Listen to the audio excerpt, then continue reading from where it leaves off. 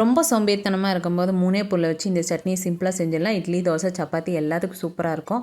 அதுக்கு மிக்ஸி ஜாரில் ஒரு 10 தக்காளி, ஒரு சின்ன சைஸ் புளி சேர்த்து அரைச்சி எடுத்துக்கணும். ஒரு பேனில் கொஞ்சமாக ஆயில் சேர்த்து எண்ணெய் நல்லா சூடானதுக்கப்புறம் கடுகு, கருவேப்பிலை, வெங்காயத்தை போட்டு நல்லா தாளித்து எடுத்துக்கணும். வெங்காயம் நல்லா கண்ணாடி பதத்துக்கு வந்ததுக்கப்புறம் நம்ம அரைச்சி வச்சு அந்த பேஸ்ட்டை அதில் சேர்த்திக்கணும்.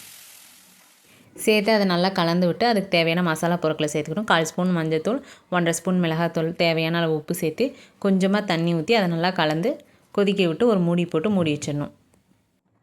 மீடியம் ஃப்ளேம்லேயே ஒரு 10 நிமிஷம் மூடி போட்டு நல்லா கொதிக்க வச்சிடணும். கொதித்து நல்லா தக்காளியோட பச்சை வாசனையெல்லாம் போய் எண்ணெய் பிரிஞ்சு வரும். அந்த சமயத்தில் கொத்தமல்லி தழையை தூவி இறக்குனீங்கன்னா தக்காளி சட்னி ரெடி.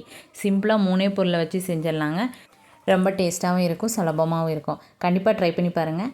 மறக்காமல் எங்கள் சேனலை சப்ஸ்கிரைப் பண்ணிக்கோங்க. நெக்ஸ்ட் வீடியோவில் பார்க்கலாம். பாய்.